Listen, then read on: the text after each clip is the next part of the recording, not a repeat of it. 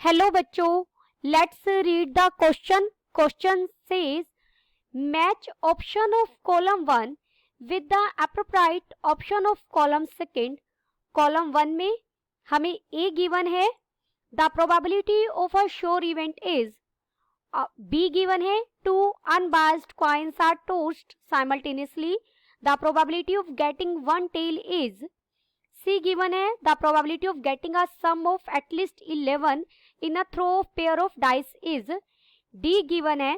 The probability that drawn card from a deck is neither a king nor a queen is. Column second में P given है 1/12, Q is 1, R is 11/13, S is 1/2.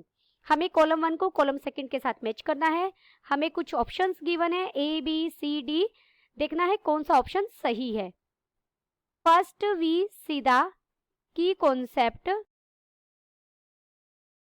कि let A be any event associated with a random experiment. Then तो हम probability of A कैसे find out करते हैं. Probability of A is equal to होगा number of favorable outcomes divided by number of total element and sample space या total possible outcomes. इसे मैं wording में भी लिखती हूँ. Number of favourable out divided by number of possible outcomes. Total possible outcomes भी लिख सकते हैं आप. अब हम कॉलम 1 से ए को सॉल्व करेंगे. देखिए, सबसे पहले हमें दिया गया श्योर इवेंट. श्योर इवेंट वो इवेंट है जो मस्ट कन्फर्मली अकर होगा, यानी जिसके जो डेफिनेटली होगा. अगर एक एग्जांपल से समझें, आप किसी डाई को थ्रो करें और हम कहें कि हमें नंबर लेस देन 7 चाहिए, तो आप कोई भी नंबर आए, 1 हो, 2 हो, 3 हो, वो ऑब्वियस है लेस देन 7 तो होगा ही. तो वो एक श्योर इवेंट है और श्योर इवेंट की प्रोबेबिलिटी हमेशा 1 होती है. We know that इसे सर्टेन इवेंट भी बोलते हैं. Probability of sure event is always 1. तो हमारा ए किस पर मैप हो जाएगा? सीधा सा क्यू पर मैप हो जाएगा. इंपॉर्टेंट रिजल्ट है हमारा.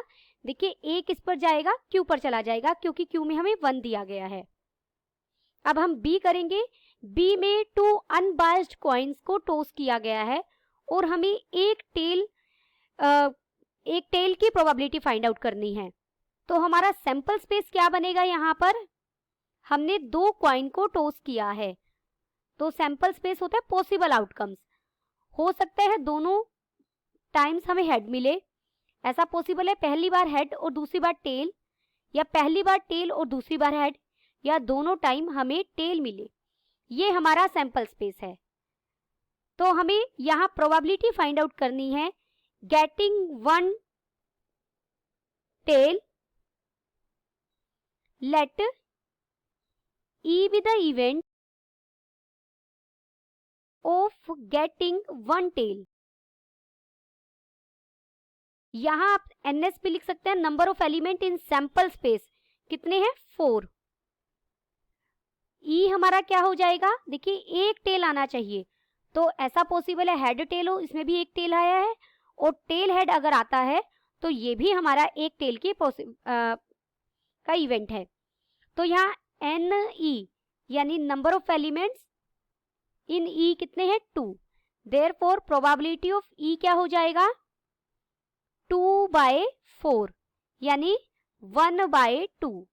और ये कौन से ऑप्शन में दिया गया है? बी हमारा कहाँ मैप होगा? बी हमारा एस पर मैप हो जाएगा.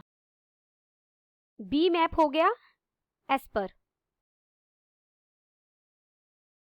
अब हम कॉलम 1 से सी करेंगे.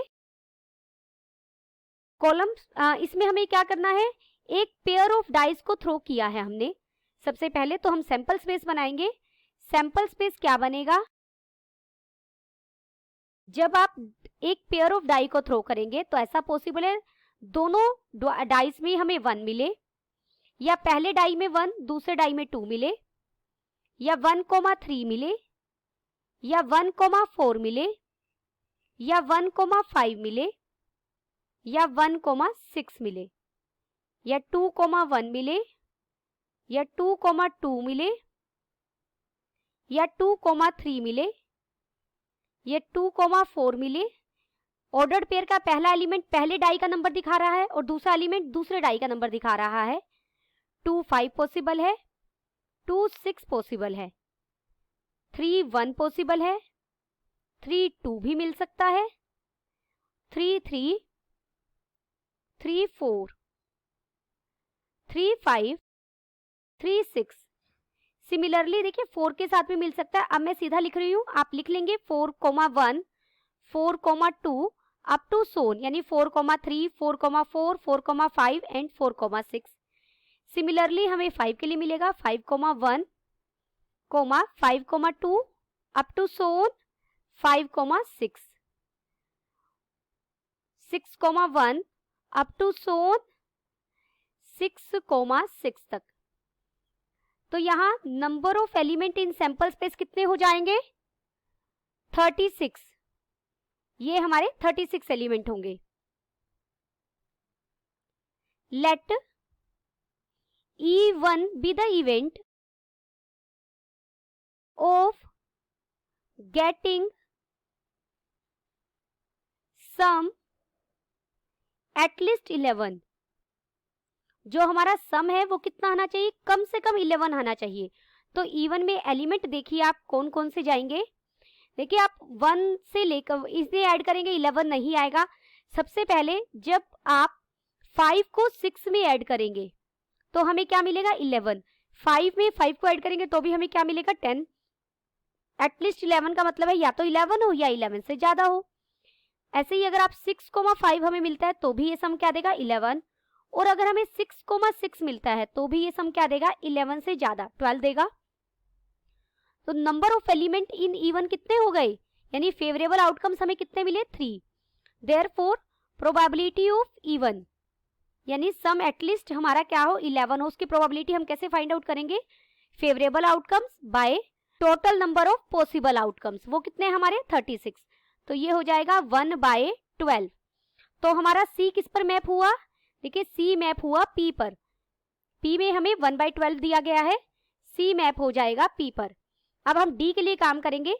D में हमने एक पैक है कार्ड का, उसमें से एक कार्ड ड्रॉन किया है और हमें प्रोबेबिलिटी फाइंड आउट करनी है कि जो कार्ड हमने ड्रॉन किया है वो ना तो किंग हो ना ही क्वीन हो। तो टोटल कार्ड्स कितने हैं हमारे पास? 52। तो यानी सैंपल स्पेस में कितने एलिमेंट हो गए? NS में 52 एलिमेंट हो गए। अब देखिए जो 52 कार्ड्स होते हैं इसमें हमारे पास 4 तरीके के तरह के कार्ड होते हैं, 4 सूट्स होते हैं। स्पेड,